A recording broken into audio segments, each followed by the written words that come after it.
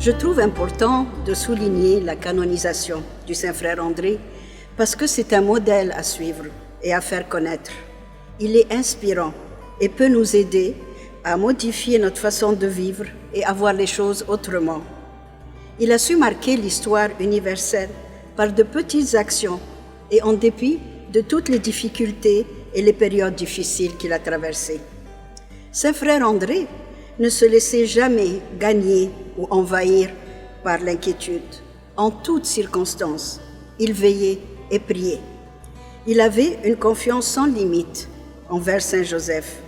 Il faisait tout ce qui lui était possible et lui laissait l'impossible. C'était un homme d'une grande simplicité et d'une grande humilité. Il disait toujours que ce n'était pas son œuvre, mais celle de Saint Joseph. Il avait tout ce qu'il fallait pour ne pas réussir avec les critères de performance d'aujourd'hui. Il avait une santé fragile. Il venait d'une famille pauvre. Il n'était pas instruit, mais voilà, il a réussi à nous démontrer que nous n'avons pas besoin d'être des modèles personnifiant le succès et l'efficacité pour pouvoir réaliser de grandes choses.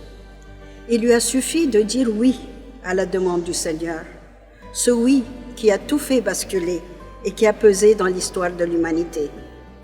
Le témoignage de Saint-Frère André, c'est un témoignage non seulement de paroles, mais aussi d'actes, car les deux sont, selon moi, indissociables.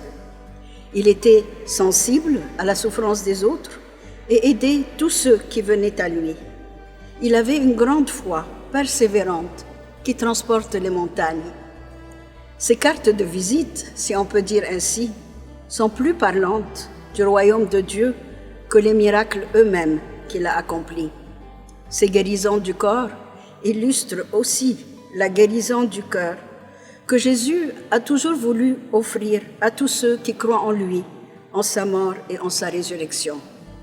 Les miracles qu'il accomplissait n'étaient pas un but en soi, mais un signe d'autre chose, car il ne s'agit pas de réduire Jésus à un faiseur de miracles. Ces miracles, selon moi, sont des clins d'œil du ciel, des rayons de soleil qui percent les nuages, qui assombrissent notre regard, à cause de tout ce que nous vivons et subissons.